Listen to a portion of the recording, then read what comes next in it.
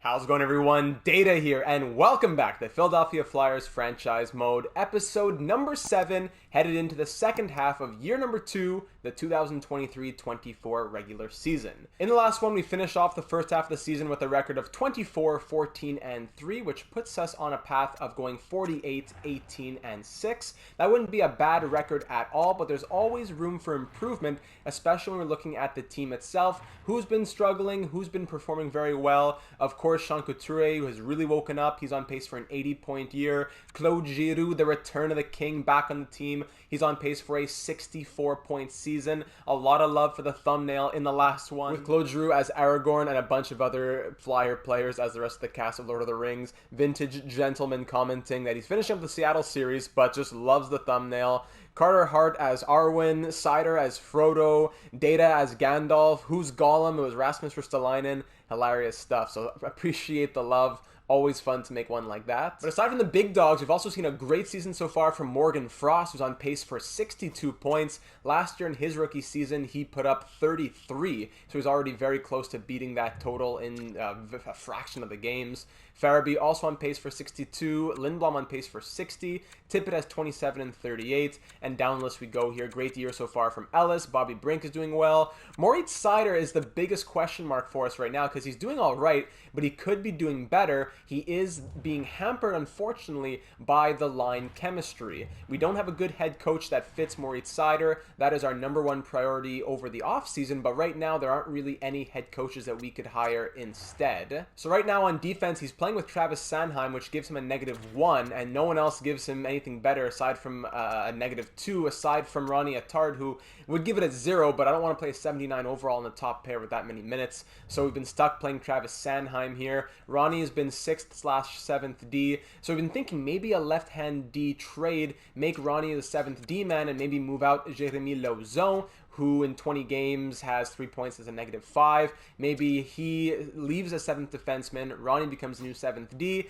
and we can find a left-hand D who could play top pair with Seider and not ruin his chemistry and kind of help him play actually as an 88 overall. So those were the main thoughts in the last one. As we get into the comments now from the assistant general managers, another common thought in the comments that I noticed was a lot of people saying don't trade Claude Giroux, we should keep him till he retires. I'm not sure if I said something in the last episode that may have hinted that I want to trade Giroux, but I'll just go ahead and clarify that right now, that there is no way we're trading Claude Giroux. He is retiring as a Philadelphia Flyer unless there's some crazy circumstance, like he's 41 years old, he's a 77 overall, and he still wants $6 million. Unless something crazy like that happens, he is definitely staying on this team until his retirement, which should be in probably 2 or 3 seasons. He'll likely retire as a third-line centerman or something like that. But again, unless there's some crazy change of circumstances, he will not be leaving. That's the whole reason that we got him, and we're definitely going to be keeping him on. Other thoughts in the last one had to do with a couple of RFAs who are on the trade block, namely Alexis Lafreniere and Troy Terry, who now that we are into the 2024 calendar year cannot play this season, but we could trade for their rights in theory. Etch in his comment later on says, first talking about the top 4D, a rental top 4D man around 82 or 83 overall would be great who fits on the first pair. Someone who won't necessarily re-sign as we're looking for a new coach, but at least they'll allow Seider to play to the best of his abilities for the rest of this season. Sanheim and York can split time on the second pair as they have their ups and downs. Let them get top penalty kill minutes too to make sure their ice time isn't too low. At the end of the year, let the rental walk. Great suggestion right there. And about the RFAs, if you could acquire Lafreniere for someone like Konechny while his value is low, I think you have to at least try. They're both top 6 playmakers, but Konechny has kind of been disappointing, especially for someone who gives the top line a +5. Lafreniere is younger and has higher potential. It weakens the team this year, but someone like Brink could take his place on the second line for the moment. Even with his limited ice time, he isn't doing much worse than Konechny. Thank you for those thoughts, Etch. I did look into that trade off screen. I obviously don't make trades without recording, but I do kind of just see how's the trade value looking. What does the team say if I offer this? Konechny, a first and a second for Alexis Lafreniere right now. Just the rights of Alexis Lafreniere is not close in the eyes of the Rangers. Add in the thoughts from JP Catalano in the Discord server, who says, if we're talking realism, why would the Rangers trade Laf to the Flyers only to have him play every year of his career? In the history of the franchises, the Flyers and the Rangers have only made 11 trades. To lose a franchise player to a divisional rival, I would never make that trade if I were the Rangers GM. I would take a similar offer from another team, but not the Flyers. There would be a very high premium if I even were to consider it. So that's why, Konechny, a first and a second, supposedly isn't even close. We could toss in another first. And yes, as Pat says, what's the 26th to 32nd overall pick in a couple of years really worth? I think it just really comes down to an overruling due to realism.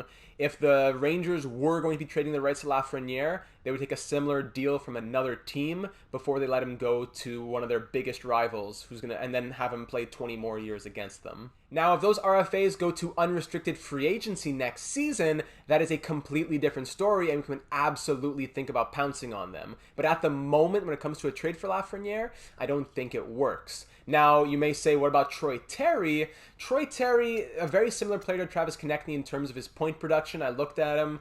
The thing about Konechny is that even though he's been a bit lackluster on the first line, he is on pace for a 54-point season, which would be more than last year. He's a homegrown talent, a first-round pick in 2015, and signed for 2 more seasons. He would be probably the guy out if we found the right trade, but to trade him away just for a maybe to get the rights to a player who's not even going to be able to play this season, I think I see a Terry or RFA or whatever trade as something at the draft as opposed to right now in the middle of the season. Back to the comments about everything else now. Zachary says, first time commenting a suggestion, so here it goes. Welcome to the Assistant GMs booth. We're going to have to get a bigger booth around here. I think one thing to do would be to bolster the left side on defense, absolutely. Trade for someone 86 plus overall who's left-handed. Easier said than done, but I like the idea of a left-handed, decent overall player. Sider should also get a couple X factors. That will absolutely happen during the offseason.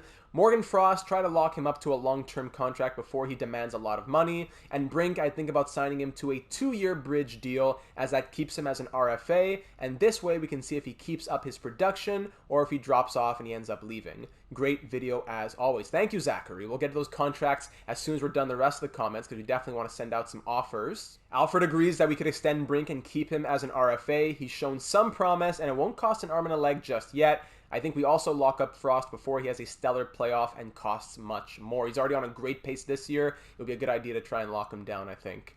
I don't know if any lineup changes are necessary unless we're moving out Konechny for a sniper on that second line. We could swap Farabee and Konechny for the remainder of this season, but both are two-way forwards. So not sure that wouldn't just be a lateral kind of move. Ideally, Brink takes Konechny's second line spot next year. That could be. Because I worry second line minutes may be too much right now for Brink, I would just move him to the 4-man power play and ship out one of Konechny or Farabee. Some ice time with Giroux and Couturier could only help. Any move at the deadline would need to be for an upgrade, and we can wait for a player like Lafreniere at the draft or offseason. Well said there. It also gives the Rangers a chance to free up cap space. I think that's more realistic, especially because we don't have a spot for him right now. Yes.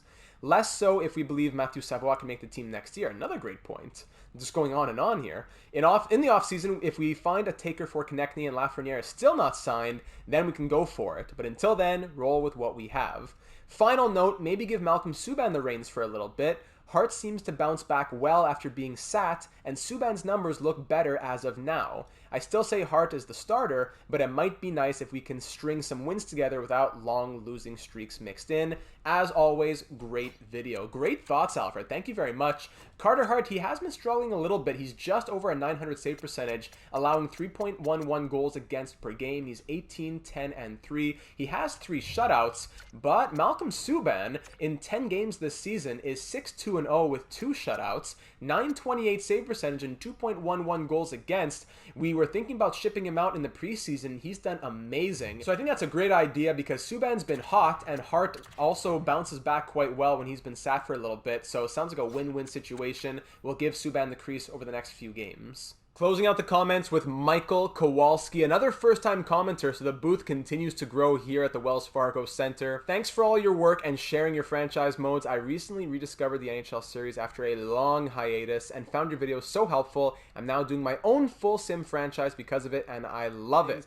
Even created an account so we could join the Assistant GM team. So Michael, your presence here is so very appreciated. People like you are what makes this team so strong here on the channel. So if you're watching watching, you haven't joined the Assistant GM team yet, drop a comment. Your thoughts are always appreciated and put into the big think tank, and that's what allows us to be so successful in our series, is because all of you come together as one. So Michael, welcome and thank you. Trocheck or Wheeler are a couple names that jumped out from the trade blocks. To me, it seems like the team is a little on the young side, so adding some veteran presence might be helpful, especially in the playoffs. I also agree with adding some X factors for Cider in the offseason, absolutely. Our system of adding or removing to a limited number of players has always worked well, so we'll continue doing that this offseason. Keep up the great content and go Flyers. Thank you, Michael. So with Trocheck and Wheeler and even, I believe, Jordan Stahl being a suggestion from the trade blocks, where I'm not going to make a jump yet for a forward because things have been going well scoring-wise,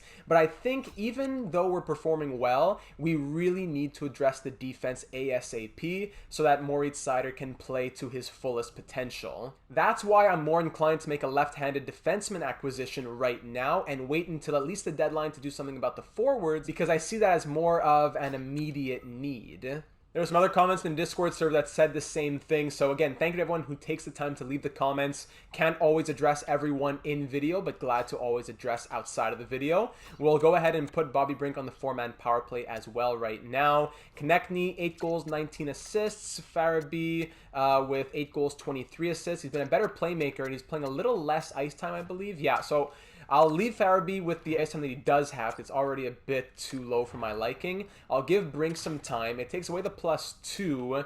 Oh boy, this is not ideal, but let me try and fix something up here. Yeah, not ideal, but we'll go -1, -2. Konechny would help it a lot, but it's really just coming down to ice time allocation, and the 4-man power play doesn't even play that much. It's just a couple extra minutes maybe here and there for Bobby Brink.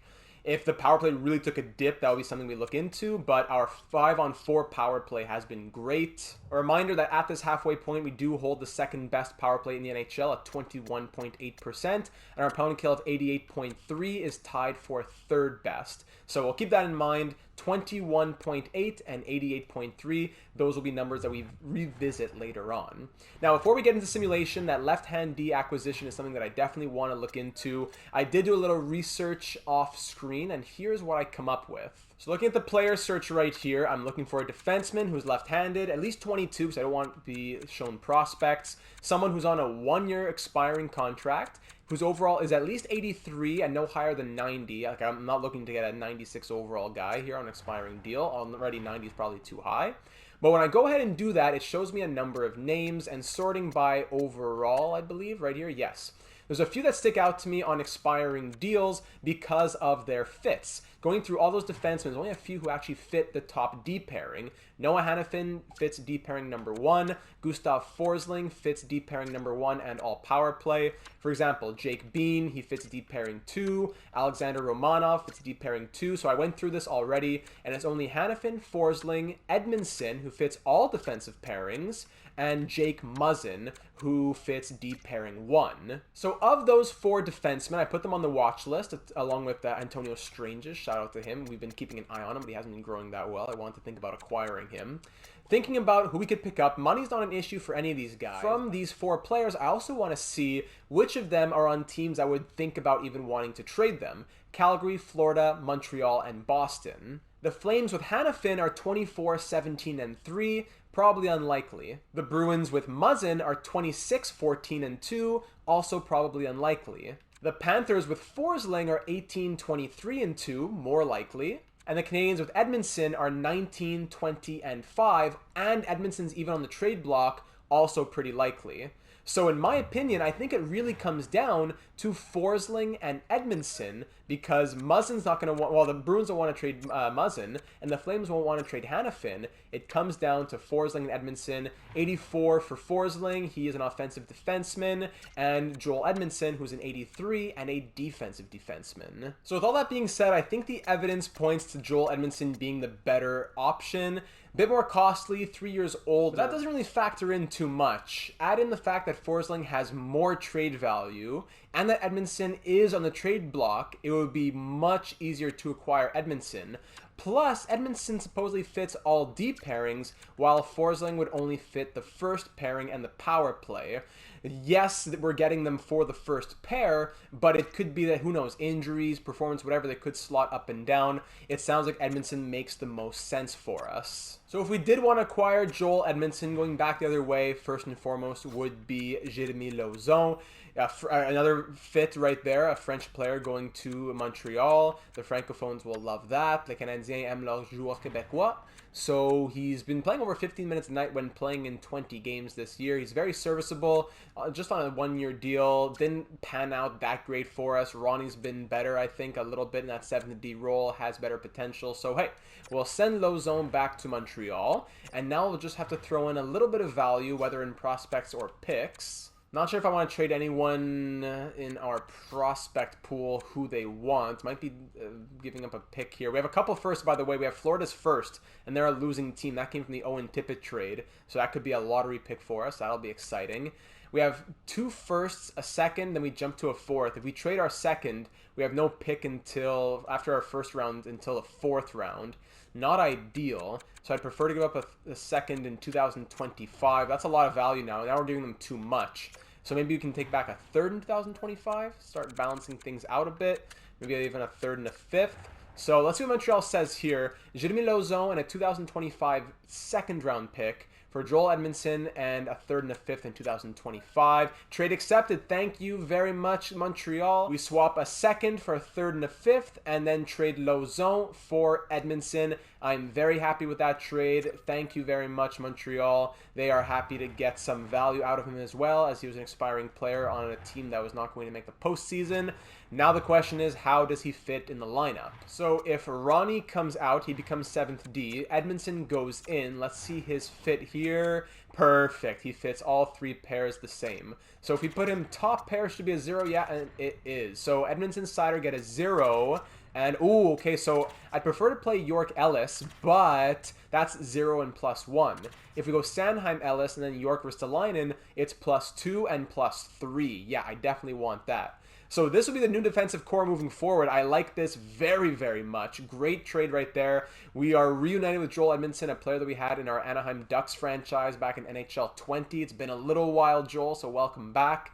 Let's see if I can find a little extra special teams time for York, maybe some pounding kill for Edmondson, and then we'll get into simulation. So I'll try the 4-man power play like this. It's not ideal, and I'd prefer to give more ice time to Farabee than Konechny, but it's either like -2, -2, or at least like this, I can go +2, -1 with giving Bobby Brink some extra ice time. Other special teams, Edmondson is also playing on the first unit of penalty kill, replacing Ronnie Attard. So he's getting his ice time. He's playing first pair. He's a defensive defenseman. Hopefully he complements Sider well with the 0. If need be, he can slot elsewhere just fine. It's just that Sider won't be an 88 overall unless he's playing with Edmondson. So hopefully he can really, maybe not explode, but just continue on the pace that he's been, and maybe even a bit better over this next second half of the season. Last thing to do before we can begin simulating is offer the contract extensions to Frost and Brink. Morgan Frost right now, we're thinking a bit longer term for him.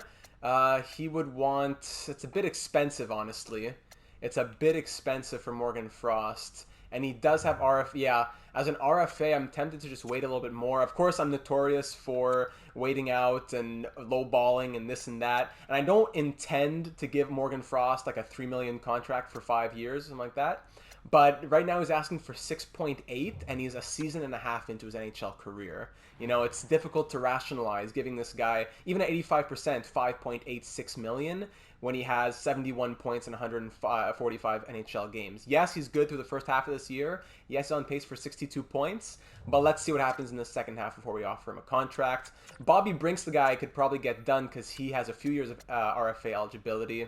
I'm tempted to go 4 years to max out the RFA, but I think we'll go 3 years. That way we will maintain 1 more year of RFA maneuverability once he's like 25, 26. 85% is like 1.91 or something, but I think 1.95 for 3 years for a 22-year-old who's also a season and a half into his NHL career 3 years at just under $6 million. I think that's a great deal for him. A good little bridge for Bobby. We'll see what he says to that, and we'll think about Morgan Frost maybe at the end of this episode or towards the off season. So all that taken care of, Joel Edmondson, the newest member of the Philadelphia Flyers, making his home debut here at the Wells Fargo Center. Malcolm Subban between the pipes. And just to remember, headed into the second half, our power play is currently the second best in the NHL at 21.8%, and our penalty kill at 88.3 is tied for third best in the NHL. So of course those numbers will likely come a bit more down to earth. Maybe at least one of the power play or the penalty kill could be maintained around there, but those are the numbers that we'll refer back to later on in this episode. So let's get the second half of 2023-24 underway. We're on pace for 48 wins. Let's see how close we can get to that, and if we can just survive a pretty competitive Metropolitan Division. First period here against the Islanders, and it's 2-0 early. Sean Couturier on the power play, and then Oscar Lindblom makes it 2-0. Very nice. Second period, no scoring. Shots are 25-17 in our favor, and we're up by 2 headed into this third and final period. Power play Philly early here, killed off by the Islanders. 32-21 the shots. We're looking good. Malcolm Subban is standing tall. I'm liking it here in front of the home fans. Joel Edmondson getting a little taste of Philadelphia. Power play for the Islanders, killed off by the Flyers. Final 2 minutes now, and that'll be all she wrote. A 28-save shutout from Malcolm Subban. Okay. Great to see it. He's keeping up that trend of being very strong. That's 3 shutouts out of 7 wins, I think, now. That's crazy for Malcolm Subban. Jerry had 34 saves, and Oscar Lindblom had the, not the game-winning goal. I believe Couturier had the game-winning goal, but he gets third star honors. And it's a 2-0 victory for the Flyers. So what I'm going to do now is I'll simulate through the Avalanche and the Sabres games, because that is a back-to-back. I want auto goalie rotate to be on. Bobby Brink, easy decision to renew. Thank you very much, Bobby. Great to see that.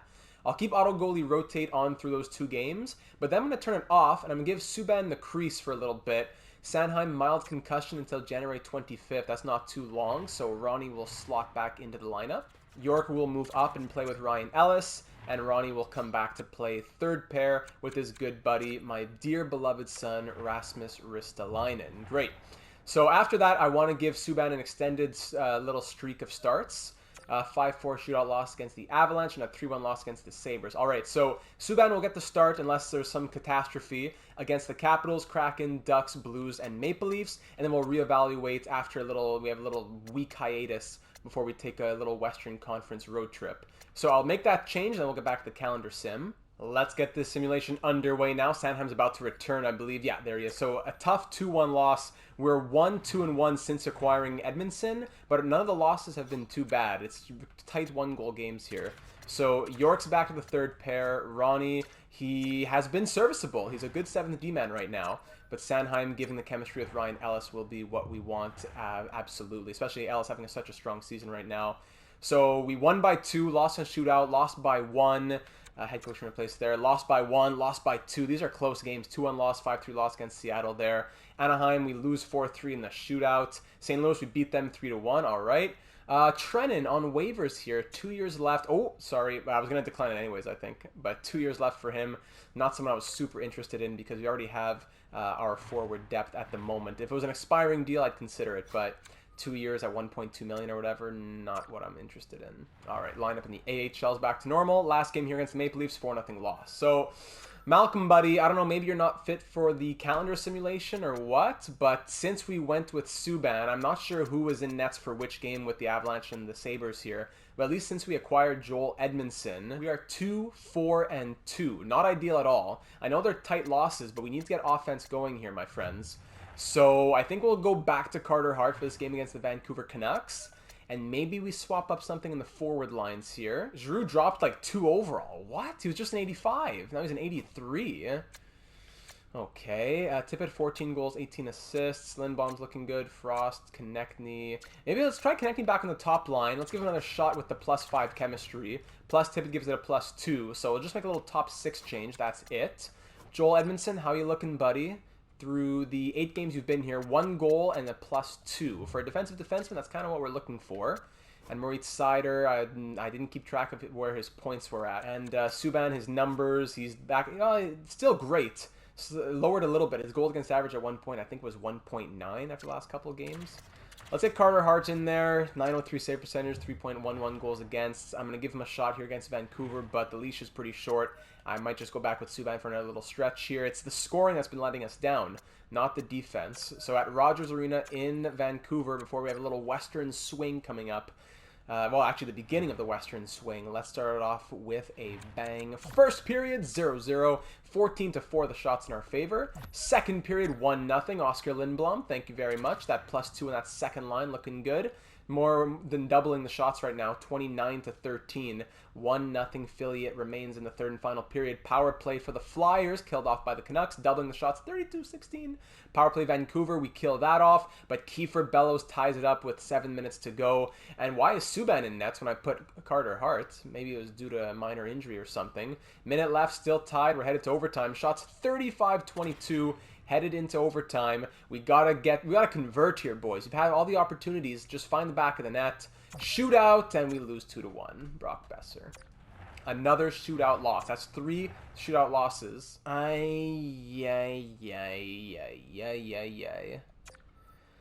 MCL sprain for Carter Hart, and he's out till May 6th. Pretty much until, like, what, round 2-3 of the playoffs? Wow, that is a game changer, ladies and gentlemen. Oh my goodness. Wow, just when I said Malcolm Subban, you're doing okay, I'm not sure what's up, he becomes the starter / splitting with Eric Comrie now. So that's the end of Carter Hart's regular season. He ends the regular season with a .904 save percentage and 3.08 goals against average and a record of 18-11-4. Tough numbers for the first year of his 4-year... no, actually, it's the last year of his contract. Next year, the extension kicks in. So hopefully the next extension starts up. He will also be able to pick it up a little bit. But that's a big blow for us, as Carter Hart is out until May with an MCL sprain. Wow. I wasn't even thinking about it. My reaction was a bit slow because I was thinking about the 3 consecutive shootout losses that we've had when we go to the shootout. So just like that, ladies and gentlemen, that may be something we want to look into. Do we look at getting a goalie? Here's a little experiment time now before the trade deadline. Subban and Comrie are going to be swapping starters. I'm going to turn back on the auto goalie rotate here. And if they can prove to be serviceable / strong enough, I'm okay with rolling with Subban and Comrie. But we have some trade value-ish, and we do have a lot of cap space. So I would also be down with getting a goalie at the deadline if there's any on the block. Let's go into Clement Pledge Arena against the Kraken. Then we have a game against the Oilers. The focus of this episode just shifted drastically. First period, 0-0. Second period, 1-0 Kraken. Subban in. He let in 1 goal in 20 so far. Third period, we got to get the scoring going because, hold on, power play, nothing.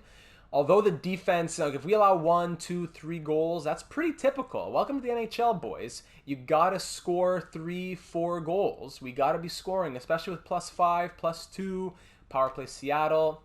And that's it. That's it. We get shut out 1-0. You allow 1 goal, but you don't score. So how can you expect to win? Grubauer shuts you out. Subban's killing himself, making 25 saves, but you don't support him at all. So I don't know what you want to say. 2, 5, and 3 in our last 10. That is disgusting. 2, 5, and 3. Let's get Eric Comrie in here for his first start of the season.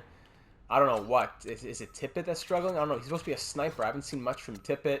Do I bring Farabee up here? Let's try Farabee on the second line. Tippett back on the third.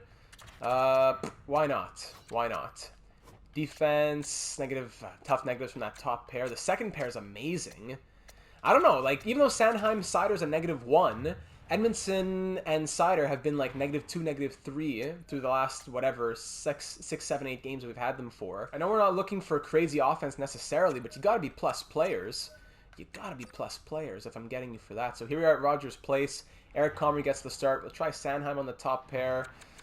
Edmondson on the second. First period, good. 3-1 early. Farabee on the power play. Moritz Seider with Travis Sanheim on his left. I like it. And then Scott Lawton with the new third line of Tippett on his left. I like that as well. Yamamoto scoring the lone goal for the Oilers. 3-1 Flyers after 20. Second period, 3-2 Raphael Lavoie. makes it 3-2. Power play early. Joel Farabee's second power play goal of the night. Power play once again for the Flyers. This one killed off. At 4-3 now as Nugent Hopkins scores on Comrie. By the way, Jack Campbell, the goalie here in Edmonton. That's a funny twist of fate, as that's what actually happened in the real world. And it's now 4-4 as Nugent Hopkins scores his second of the period. 5 minutes to go. Shots tied at 32. Score tied at 4. Who's going to be the hero in this one? From up 4-2 to a 4-4 game. We're headed to overtime. Shots tied at 33. We need a hero in overtime. Thank you so much. Scott Lawton is second of the night. 2 from Lawton, 2 from Farabee, and we squeeze it out in overtime. My goodness. My goodness. Comrie was okay, not great. Let's go back to Subban for a little bit. And it's not much of a sample size left until the trade deadline, so Malcolm really has to be on his game. We're about 3 weeks away from the deadline. Connor Bunnaman on waivers here. Wasn't he a former Flyer? Yeah, he was drafted by the Flyers. Or did we even trade him away? I'm not sure. 78 overall. 1 year left, but Blichfeld is the same kind of guy. I'm okay with declining on him. We lose in overtime to the Minnesota Wild. Calgary Flames at home, we beat them 4-1. Arizona Coyotes at home, who are 26-22 and 6. We lose 3-2, of course.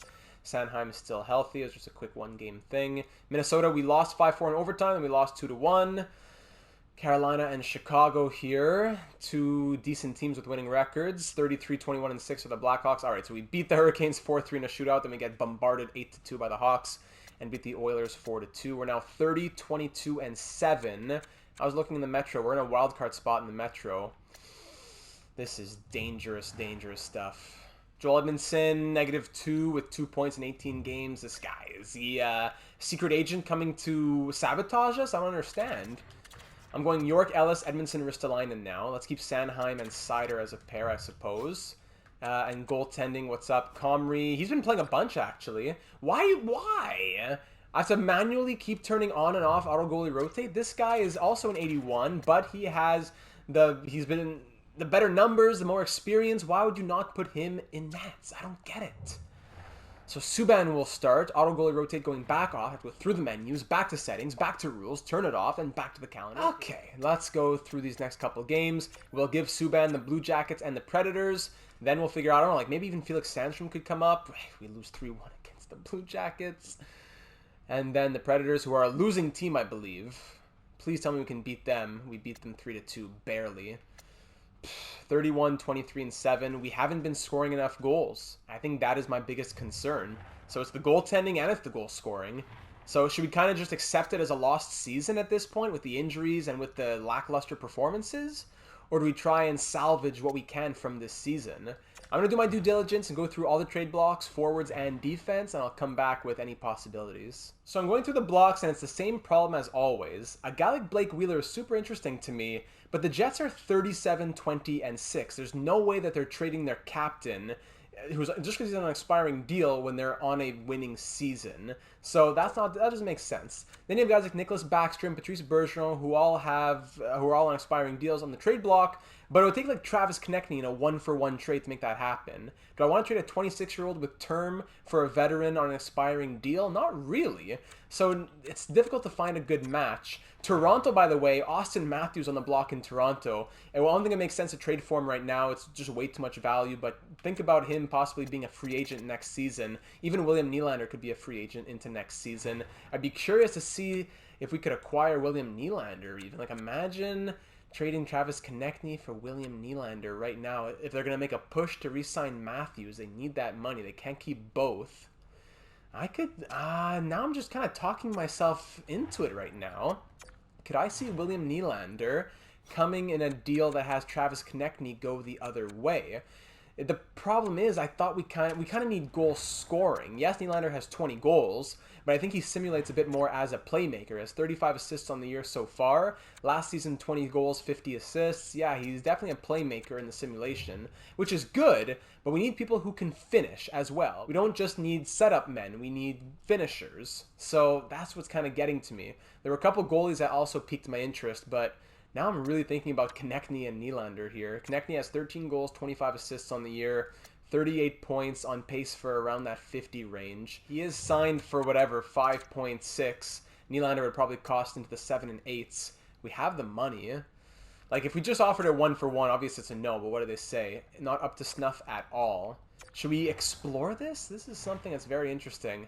Might even throw it to the Discord assistant general managers. Like, if we trade Konechny and a pick for Neelander, and Neelander goes on the first line with Giroux and Couturier, or with Lindblom on the wing, or with Tippett on the wing, whoever it is, he's going to help that player score more. He's going to create more chances. Absolutely. We have our own first because Florida's first is very tempting right now, especially, I'm not sure if I'd mentioned this, but we have their first as their record continues to get worse. So the Maple Leafs know that they're in a tight spot right now. They probably can't keep Neelander if they can even keep Austin Matthews, even though that they are a winning team. There's a situation where it makes more sense for a winning team to want to trade a player like Neelander. Plus, they get a very good player back, someone who has one more year of term at like 1.3 million less, and they get a draft pick out of it. Neelander fits the third line, which isn't ideal, but when we get the new head coach, we're definitely going to find someone who fits with him. Neelander could be a flyer long term. This is so tempting right now. I'm having a hard time staying off of this. If we throw a first, we could probably even get some sort of exchange of picks back. Like, I take a fifth this year and even like a third and a sixth next year. Like a third, a fifth, and a sixth in total back for a first. Travis Konechny going to Toronto for William Neelander. Not even something I expected to do. I was coming here looking for a goalie, which we're still going to look at doing.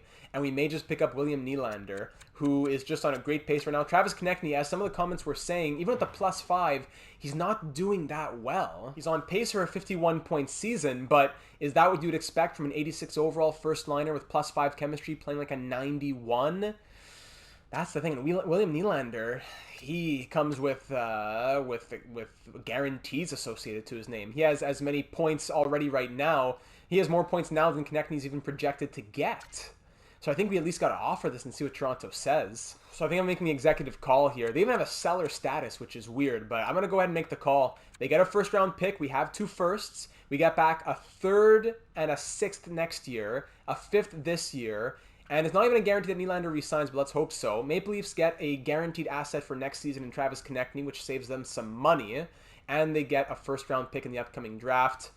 Kyle Dubas, what do you say, big boy? You're a bit off in value. Okay. What if we take out the sixth? A third next year and a fifth this year. Kyle? Still a bit off in value. So let's just do the third next year. A first this year for a third next year. And you get Konechny and I get Neelander. Kyle, buddy, talk to me. On behalf of the Toronto Maple Leafs organization, I accept your trade offer.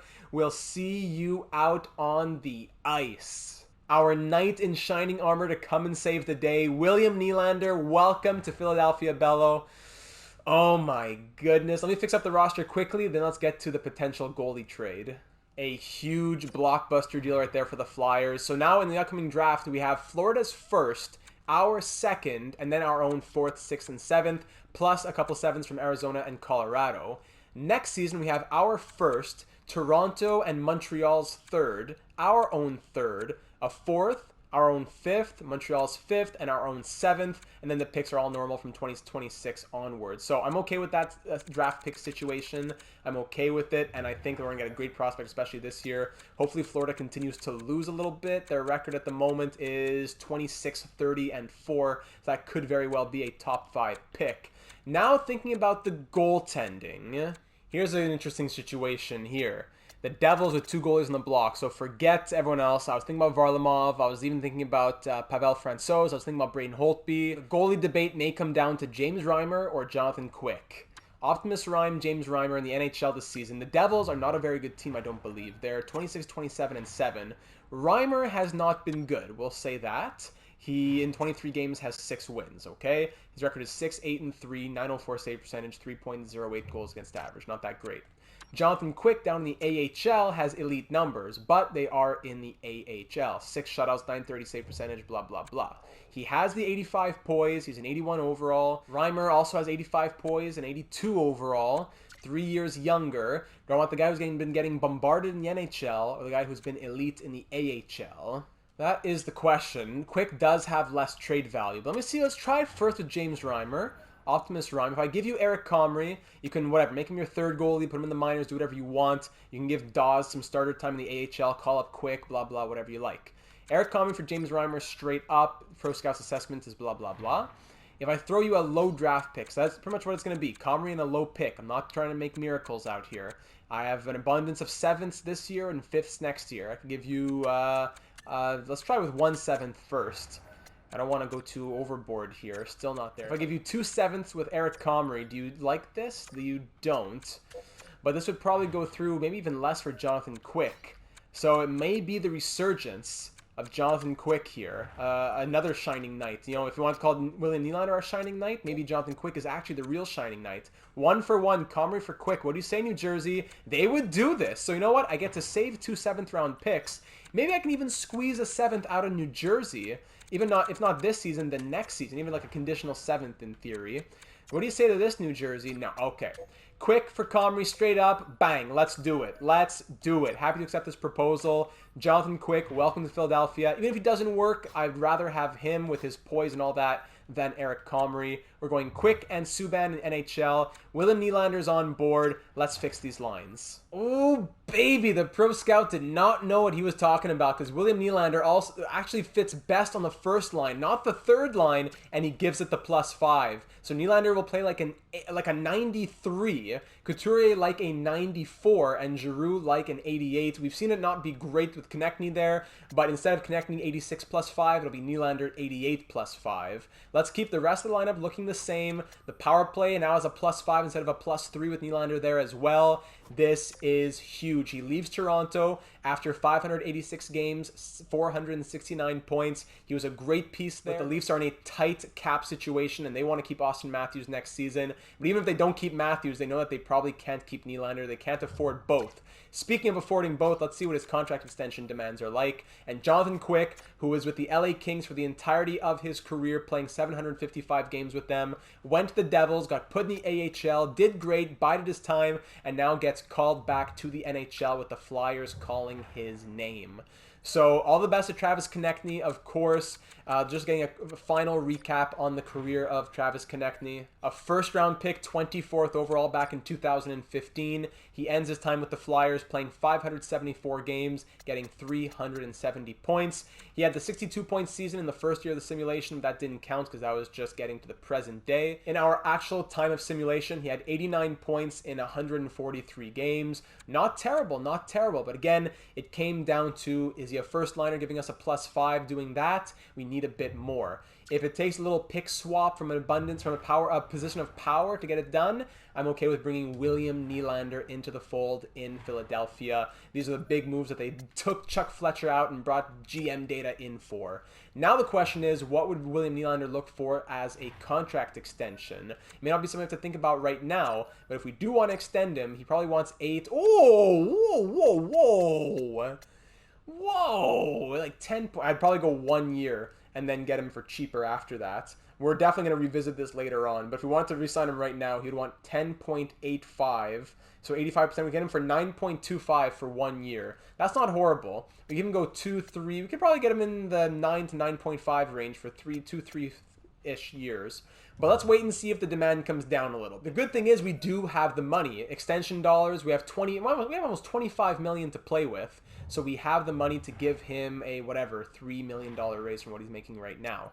All right, all that's taken care of. New goaltending, new first line, new power play, all that headed into the trade deadline. Those are some big moves coming into Capital One Arena. The Capitals are 29, 26, and 6, and 3, 6, and 1 in their last 10. They should be shaking in their boots when they see Jonathan Quick and William Neelander giving it their pregame pump up. Let's go. The Knights in shining armor are here. The Cavalry's here to save us. Let's go. First period, 1-0 Flyers. Moritz Seider.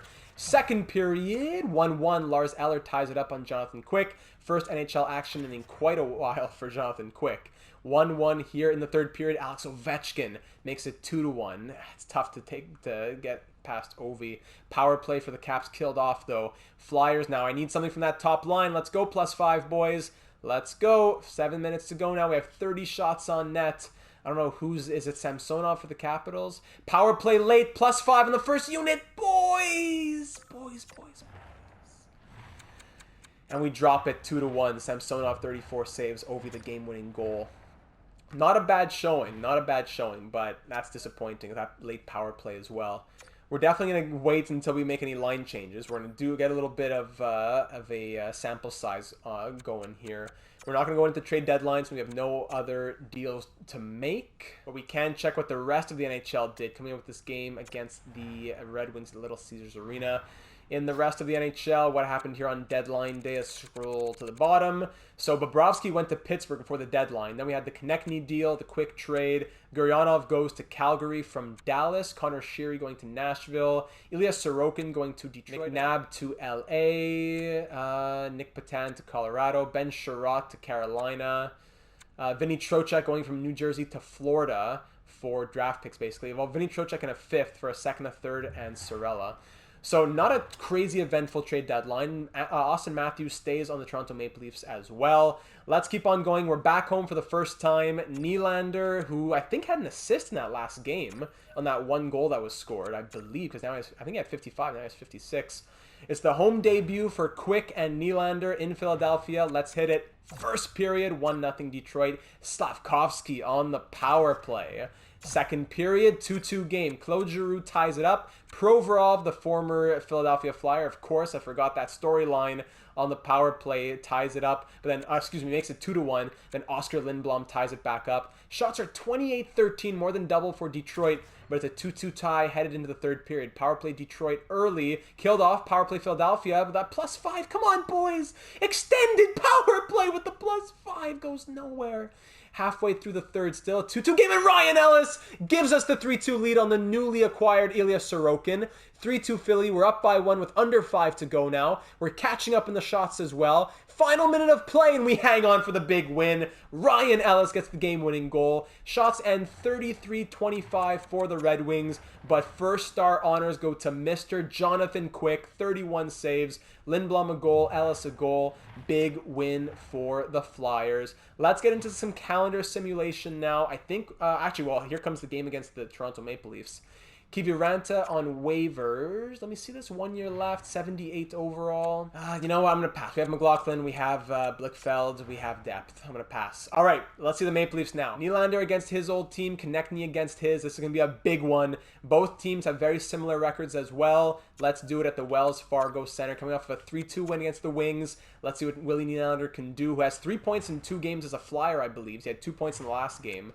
Let's go. First period, 1-1 game. Morgan Frost opens it up. Austin Matthews beats Jonathan Quick. 1-1 after 20. Second period now, 3-1 Toronto. Pierre Engvall and John Tavares. Shots 27-17, but we're down by 2 here in the third period. Let's get that top 6 going. We have a lot of shots on net here. Who's in net for the Maple Leafs? Is it Fleury? Marc-Andre Fleury? Yes, I believe. Power play goal from Owen Tippett. Thank you very much. Halfway through the third, shots are 34-21. We're still down by 1, though. With 5 minutes to go, I need someone to tie this game up. I'm looking at you, boys. I'm looking at you on that first line. Another 1-goal loss. Fleury makes 40 saves, of course. These goalies have crazy performances against us. 40 saves from Fleury, as the Leafs beat us 3-2. All right, so I'm going to turn auto goalie rotate back on, so Subban gets some starts. I'm going to put him in nets for this upcoming game against the Red Wings after we just beat them 3-2. So he'll get the start in that one, and likely Quick against the Bruins, but we'll get back to calendar simulation in a moment. Just want to confirm what I thought about William Nylander. Yeah, 3 assists in 3 games. He's a +2. And what's up with Joel Edmondson down in the third pair with Rasmus Ristolainen these days? What's up with him? 3 points, -2 in 23 games. Thanks for nothing. Goaltending, we'll get Malcolm in there. Yeah. All right, last slow sim here. Last slow sim. I just really want to see how Malcolm Subban does. He has good success in the slow simulation. So let's just give him this one at Little Caesars Arena. He's hot. He's ready. First period, 0-0. Second period, 2-0 Flyers. Claude Giroux and Isaac Ratcliffe. Long time no see, buddy. 2-0 Flyers headed into the third. Shots 27-21 at the moment. Claude Giroux getting that goal in the first line is great to see. Power play Detroit killed off by the Flyer penalty killers. Halfway through the third period, 33-25 now the shots. Still the same scoreline of 2-0. Mr. Playmaker, William Nylander, hopefully set up Claude Giroux there. Power play goal from Morgan Frost, and that'll be all she wrote. No shutout for Subban, but you see how much he loves the slow sim? 1 goal on 29 shots, a 28 save performance gave him first star honors. And of course, let's just check out the stats here. On the 3 goals, any points from Willie Nee? He had 1 assist with 2 shots. Lovely. That's 4 assists in 4 games for Neelander. Let's just start getting some calendar simulation done. Now we're getting into March. We want to think about wrapping up this season. The Bruins, who are a strong team, beat us 5-2. Islanders in New York, we beat them 2-1. Then we faced them a couple days later at home.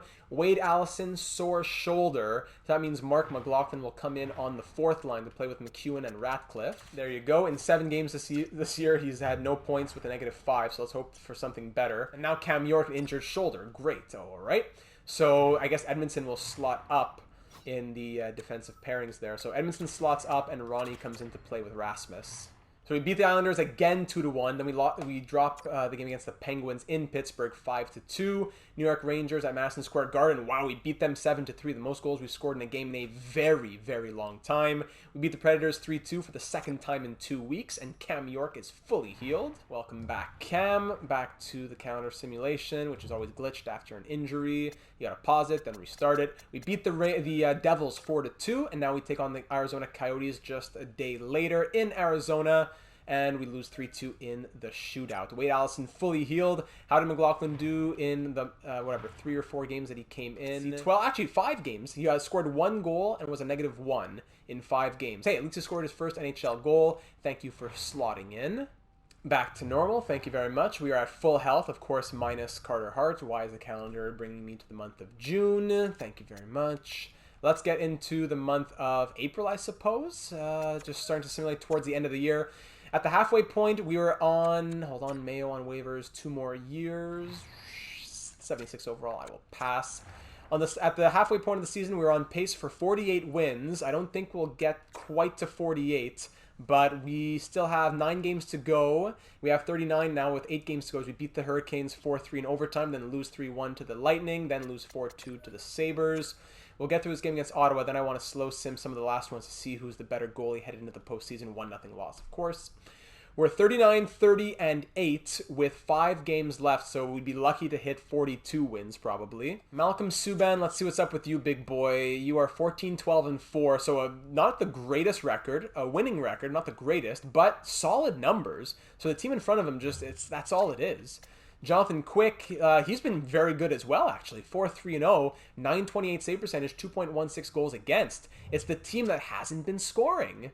And Subban's played in 33 games. So I'm going to give Quick the next one against the Penguins. And we'll go like 3 for Quick, 2 for Subban in the final 5 games. You can count to 3-3 in the final 6 if you count that game against the Senators where Subban only let in 1 goal.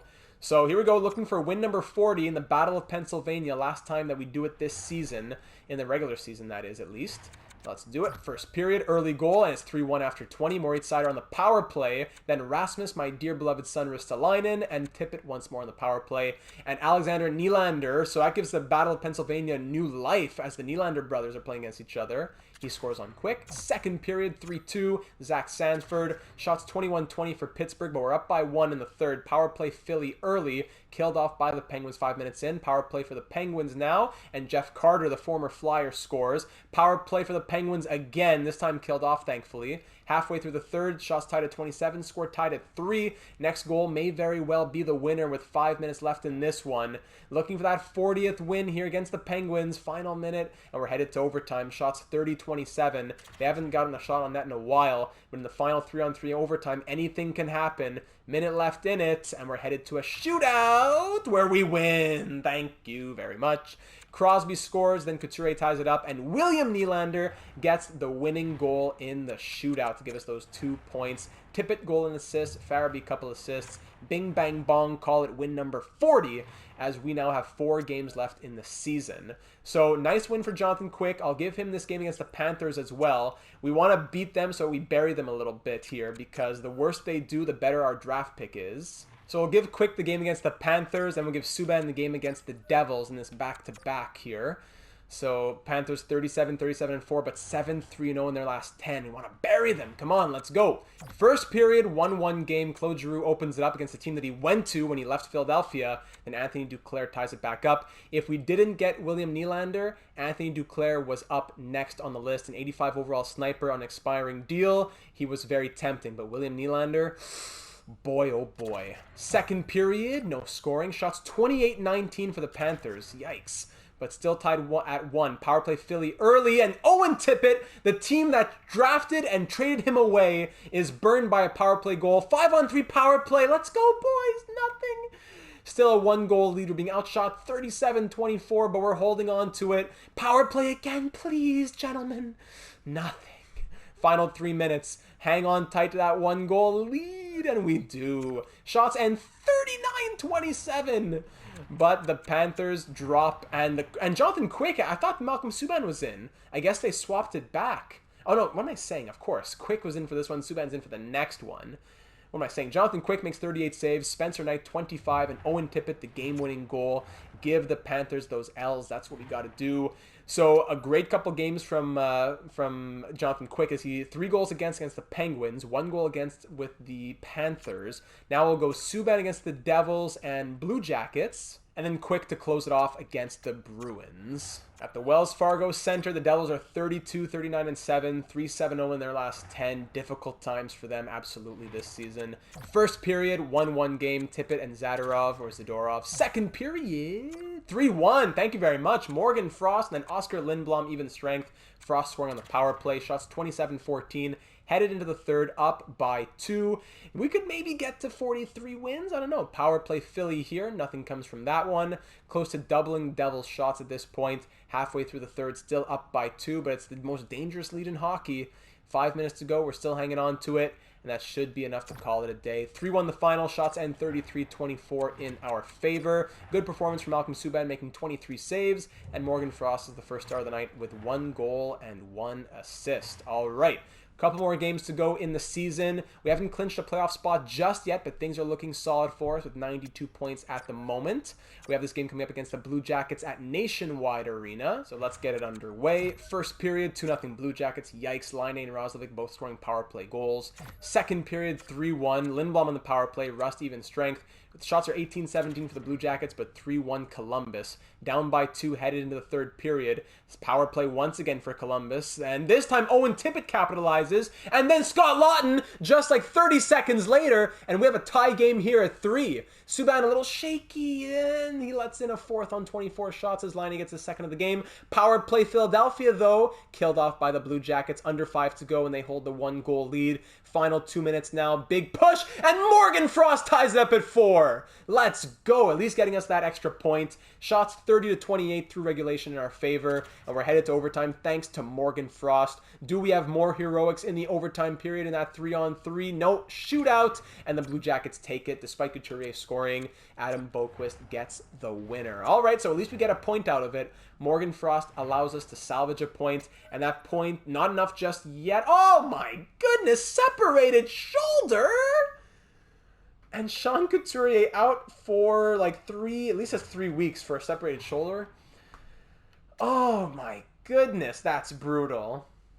Wow. We go Frost on the first line for a +5. Or Giroux goes center. Farabee would give it a +5, and so would Tippett. Let's try Tippett on the top line, I guess. He has 27 goals in the year. Good for him. Tippett, Giroux, Neelander with the +5. Lindblom, Frost, Farabee on the second line. Third line will go Allison, Lawton, and Brink. Fourth line will go McLaughlin, Ratcliffe, and McEwen. That's just to end off the year. We'll see if there's any more suggestions from the assistant general managers before we get into the postseason. A lot of special teams I got to fix here in just a moment. All right, so that's a job and a half. Definitely going to hurt us headed into the postseason. We don't have our top centerman, and we don't have our starting goalie, so that is definitely a problem. So a 5-4 shootout loss. We haven't clinched the playoffs just yet, but things are looking good. Have we clinched it yet heading into this game against the Bruins? Patrick Nemeth on waivers. I'm going to just go ahead and decline that right away. Have we clinched it? No, we have not, but 2 more points would be great. In the Atlantic, the Sabres have 92, so the Senators could potentially beat us out. It's actually a bit tight, so we could really definitely use a win or at least a point here against the Bruins in this game. And we don't have Sean Couturier. We don't have Carter Hart. It's still a +5 on the first line, which is great, and we're going to go Jonathan Quick to end off the year. At the Wells Fargo Center to close out the year. Once on pace for 48 wins, we're now looking for win number 43, just if we could squeeze that out. First period here, 1-0 Philly early. Owen Tippett on the power play. Thank you very much. Lots of ice time for him and for Scott Lauzon now with Couturier out. Second period, still 1-0 shots. 21-11 in our favor against a very good Bruins team. And there it is right there. They can bounce back. Marcus Johansson ties it up at 1, despite the shots almost being double in our favor. 27-15 for Philly at the moment. Halfway through the third, it's still a 1-1 game. Both teams pushing hard, and Travis Sanheim gives us the lead. Power play Philly. Late in the game, it's an extended one, killed off by the Bruins. Final minute, can they come back? No, they cannot, and it's a big 2 points for the Flyers, who win this one. 2-1 the final. Shots 33-23 in the end. Sanheim, the game-winning goal, gives him third star honors. 22 saves from Jonathan Quick and a 31 save performance from Ullmark, but could not get the victory as the Flyers squeak it out, and that is enough to get them into the postseason with 95 points. Thank you very much, ladies and gentlemen. So after the first half of the season, that saw us go, 24, 14, and 3.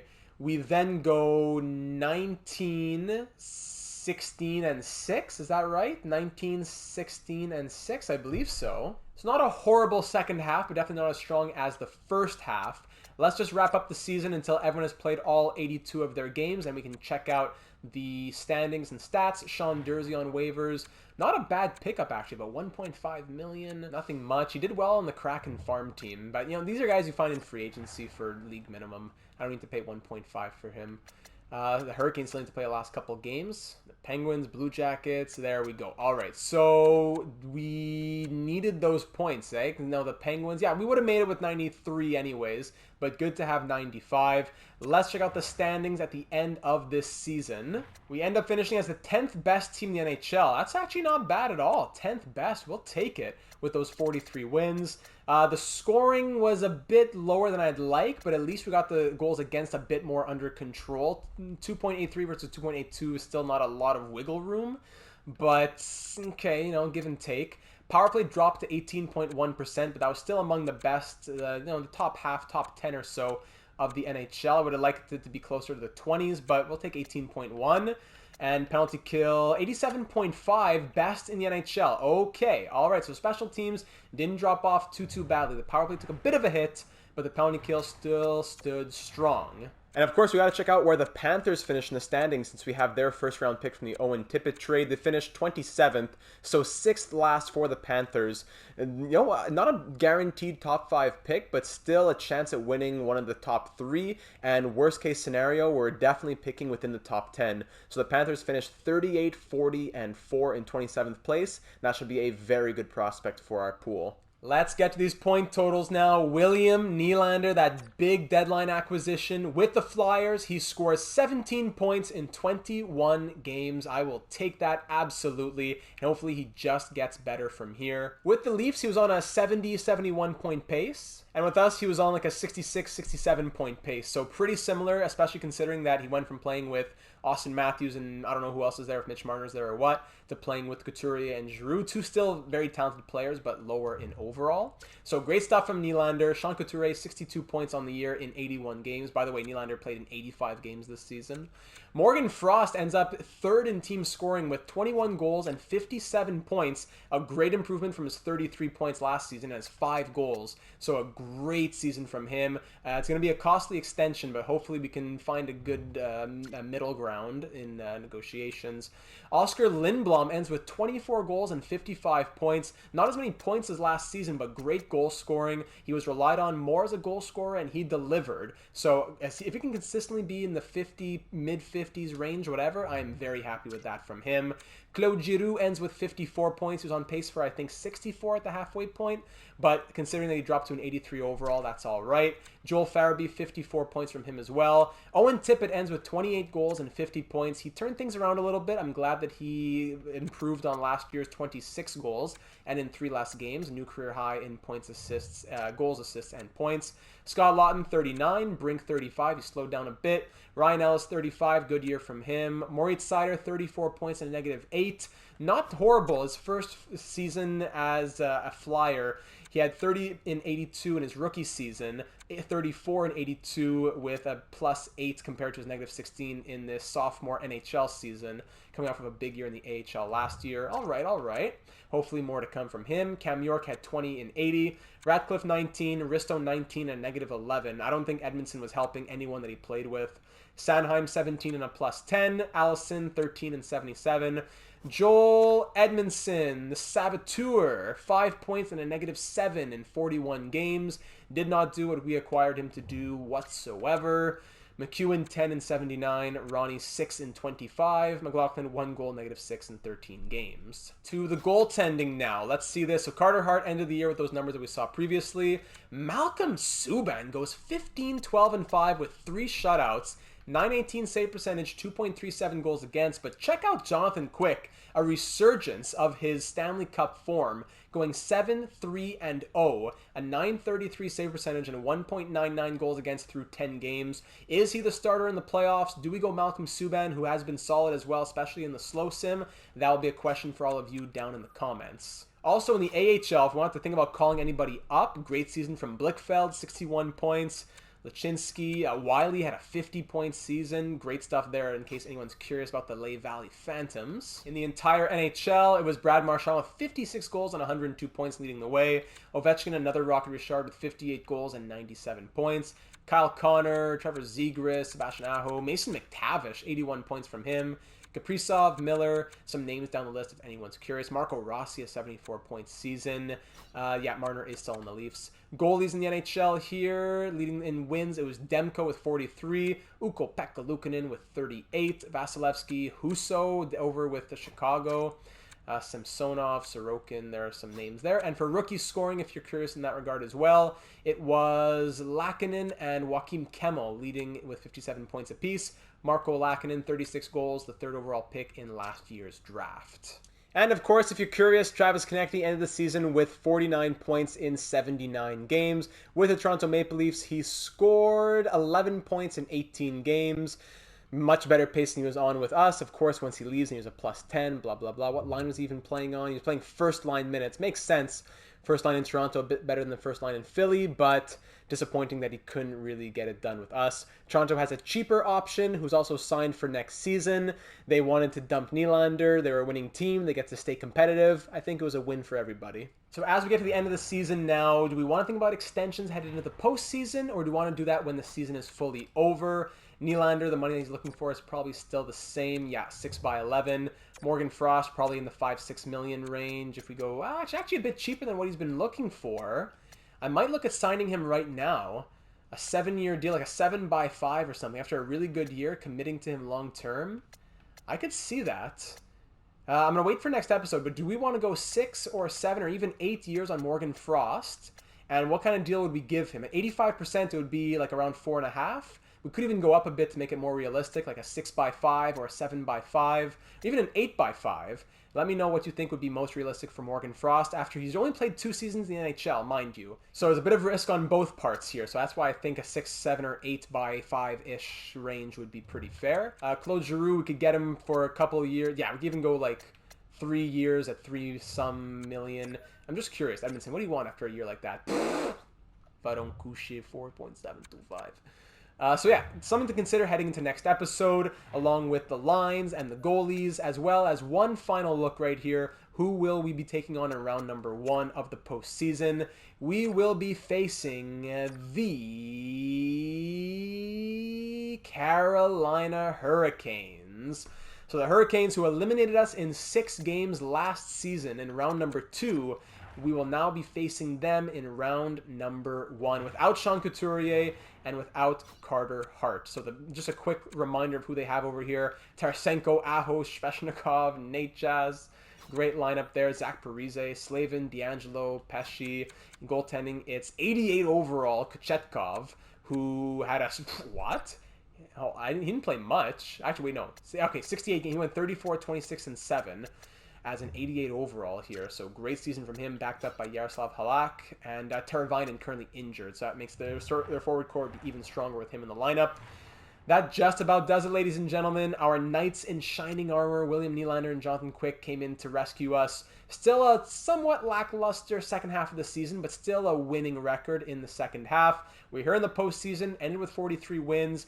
They don't ask you how you got to the dance. They just want to know what you did on the dance floor, and we got to see what kind of team are we putting on that dance floor. With Couturier out, do we want our lines to continue looking like this? Should we be experimenting in any other ways, as well as the starting goaltenders? Who is your performer of the year? Who is your dud of the year? That's for all of you to figure out down in the comments here on YouTube or over on the Discord server. So if you're excited for this upcoming postseason, be sure to leave a like, and of course, do consider subscribing, as you'll be made aware of all of our NHL 22 franchise mode uploads, our career mode simulations, which have been really great recently. We've simulated Slavkovsky, Shane Wright, Simon Nemec. We've done 3 different NHL 22 career simulations. Those are a blast. If you haven't checked them out already, I would strongly suggest that you do so. And of course, a subscription will keep you made aware of all the information here to do on the channel. As you can see at the start of this video, the assistant general managers have such a huge impact on this series. So if you have any thoughts, you want to throw something in, don't be afraid to leave a comment. Every little bit will be taken into consideration,